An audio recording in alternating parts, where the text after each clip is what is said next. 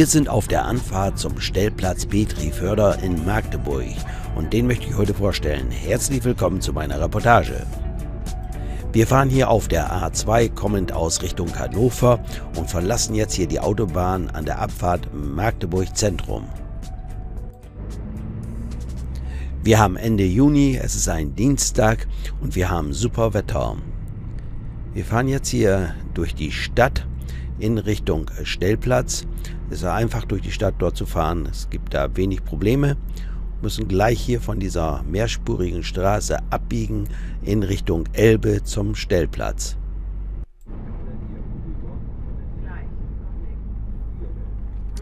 Wir kennen diesen Stellplatz hier an der Elbe, waren schon häufiger dort.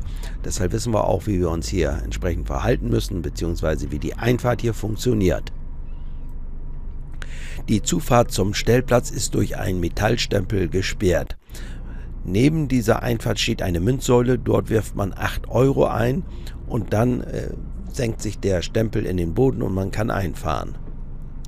Wichtig ist, dass man bis vor den Stempel so nah wie möglich ranfährt.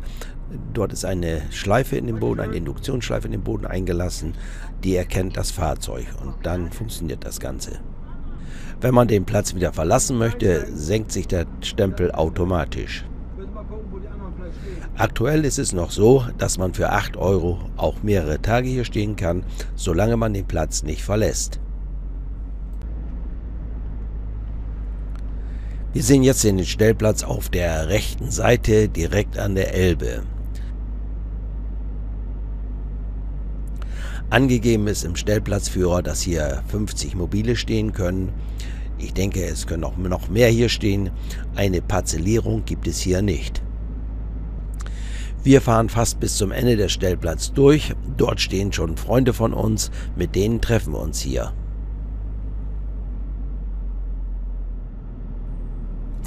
Hier ist auch die Anlegestelle der Weißen Flotte, die allerdings im Moment nicht fährt, aufgrund des niedrigen Wasserstandes der Elbe.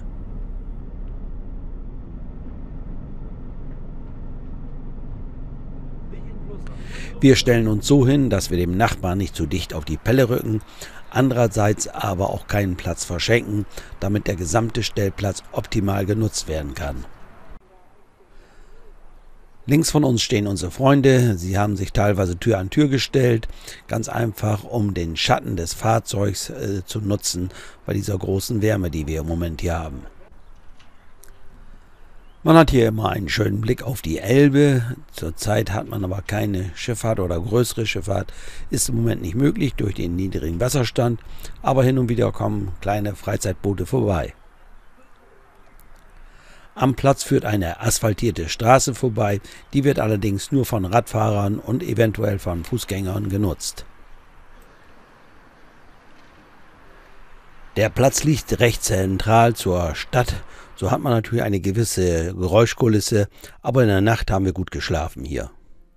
Wir sehen jetzt hier den Platz von oben und dort sehen wir dann diese helle Stelle, das ist eine Strandbar, dort kann man hingehen und was trinken und auch was essen. Hier in der Strandbar gibt es einen Bereich mit einem weißen Sand. Man kann sich dort hinsetzen und hat einen Blick auf die Elbe und kann dabei ein kühles Getränk genießen. Diese Strandbar ist nur in den Sommermonaten geöffnet. Jetzt gehen wir nochmal zur Einfahrt des Stellplatzes und zwar dort auf der linken Seite gibt es einen Parkplatz. Oder die Zufahrt ist hier zum Parkplatz und dort auf diesem Parkplatz, dort befindet sich die End- und Versorgung für diesen Stellplatz. Es gibt dort auch ein kleines Gebäude mit öffentlichen Toiletten. Direkt neben diesem Gebäude ist die End- und Versorgung für Wohnmobile. Es gibt die Möglichkeit, die Kassette auszuschütten. Es gibt auch die Möglichkeit, Wasser zu zapfen. Einen Bodeneinlass gibt es nicht. Also wer hier Grauwasser oder was auch immer entsorgen möchte, braucht einen Schlauch, um den dort einzuführen. Entsorgen ist kostenlos. Frischwasser kostet etwa 80 Liter 1 Euro. Wie ich schon sagte, die Stadt Magdeburg ist nicht weit. Man kann mit dem Fahrrad fahren oder auch zu Fuß gehen. Es sind nur wenige Kilometer und dann ist man in der Stadt. Wer jetzt nicht in die Stadt gehen möchte, der kann natürlich hier an der Elbe mit dem Fahrrad fahren, hat immer mal wieder einen schönen Blick in die Stadt oder auf die Stadt und kann die Sehenswürdigkeiten auch teilweise hier von der Elbe aus sehen. So zum Beispiel den Dom in Magdeburg.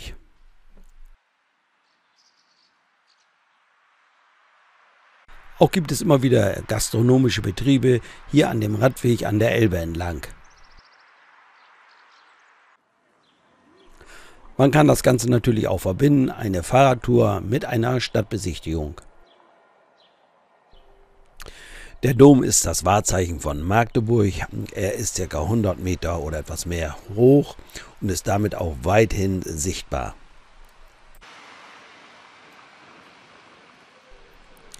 Wir sind hier nur wenige hundert Meter von der Elbe entfernt, vielleicht 1 Kilometer vom Stellplatz, ich weiß es nicht ganz genau, und sind fast hier mitten in der Stadt mit Restaurants und weiteren Sehenswürdigkeiten.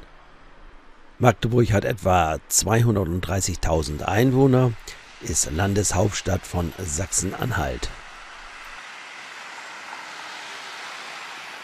Was auch sehr interessant ist, ist das 100-Wasserhaus, grüne Zitadelle.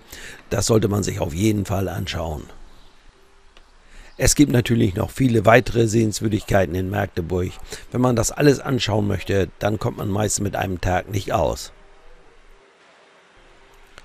Da wir Freunde hier in Magdeburg haben und nicht das erste Mal hier sind, haben wir schon einiges hier von der Stadt Magdeburg gesehen.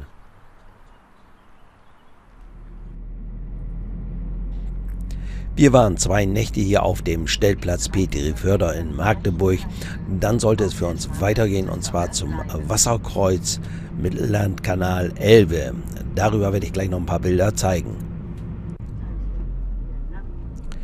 Jetzt fahren wir wieder an die Ausfahrt oder Einfahrt. Hier sehen wir wieder den Metallpoller. Wir müssen jetzt nah genug ranfahren und dann versinkt der Poller im Boden. Wir verlassen den Platz und fahren rechts rum zur Entsorgung. Die hatte ich ja vorhin schon gezeigt. Dort gibt es einen Parkplatz und direkt neben dem Parkplatz ist die End- und Versorgung. Lisa und Horst stehen schon auf der Entsorgung und sind schon fast fertig. Wir müssen noch einen kleinen Moment warten, bevor wir rauffahren können. Ich finde es immer gut, wenn man das kombiniert, das Entsorgen und das Versorgen. Das heißt, dass man gleichzeitig Wasser ablässt, Grauwasser ablässt und Frischwasser tankt. Ich habe das immer mal wieder gesehen, dass das nicht so gemacht wird, dass erst das Grauwasser abgelassen wird, man dabei steht und schaut, wie das Wasser abläuft. Und wenn dann das Grauwasser abgelaufen ist, dann wird Frischwasser getankt. Das kann man ja gleichzeitig machen. Das spart etwas Zeit, dann müssen die anderen nicht so lange warten. Für uns geht es jetzt nur 20 Kilometer weiter und zwar zum Wasserkreuz Magdeburg. Dort überquert der Mittellandkanal die Elbe. Wir wollen zu einem Parkplatz, der in unmittelbarer Nähe liegt, des Wasserkreuzes und durchfahren jetzt den Ort Hohenwarte. Ich denke, man kann auch noch eine andere Zufahrt finden. Hier war es jetzt nicht so ideal, weil die Straßen doch etwas schmal sind. Aber wir kommen ohne Probleme zum Parkplatz hin. Dieser Parkplatz ist nicht überall als Stellplatz ausgewiesen in verschiedenen Apps, aber wir haben ihn gefunden in Park4Night als Stellplatz. Wie man sieht, ein großzügiger Parkplatz. Wir stellen uns ganz am Rande des Parkplatzes hin. Dieser Parkplatz wird kaum von PKWs genutzt. Wir haben vorsichtshalber geschaut, ob irgendwo Schilder stehen, dass Wohnmobile hier nicht stehen dürfen. Das ist nicht der Fall. So haben wir beschlossen, hier auch die Nacht zu verbringen. Wir sind hier nördlich von Magdeburg und nicht weit entfernt von der Autobahn A2. Wer sich also dieses Bauwerk mal anschauen möchte, der kann diesen Platz schnell von der Autobahn erreichen. Der Mittellandkanal wird hier über die Elbe geführt und bei dem gigantischen Bau handelt es sich um die weltgrößte Trogbrücke. Man kann die Brücke auch zu Fuß oder auch mit dem Fahrrad überqueren. Hier trifft man auch auf viele Fahrradfahrer, die den Elbradweg fahren. Von der Brücke hat man einen weiten Blick ins Land hinein. Man kann auch unter die Brücke gehen, dort gibt es einen Fahrradweg und von dort aus kann man auch die Brücke von unten bestaunen. Es gibt nicht nur diese Brücke hier, sondern es gibt auch ein Schiffshebewerk, was nicht weit entfernt ist. Dort in der Nähe findet man auch einen Stellplatz. Wir haben das Ganze nicht besucht, aber wer sich für sowas interessiert, der kann dort dann hinfahren und hat dort auch die Möglichkeit zu parken. Wir haben das schöne Wetter genutzt und haben eine Geocache-Runde gefahren mit den Fahrrädern, teilweise entlang der Elbe, teilweise aber auch weg von der Elbe durch die Landschaft. Es ist sehr schön dort und es gibt gut ausgebaute Fahrradwege dort. Nach so einer ausgiebigen Fahrradtour hatten wir am Abend natürlich Hunger und da bot es sich an, denn vom Parkplatz aus sind es nur 200 Meter bis zu einem Restaurant. Das haben wir natürlich gerne genutzt. Wir werden noch einige Tage im Osten Deutschlands bleiben, noch verschiedene Plätze anfahren. Vielleicht werde ich noch über den einen oder anderen berichten. Für heute war es das mal wieder. Ich sage Dankeschön fürs Zuschauen und bye bye, bis zum nächsten Mal.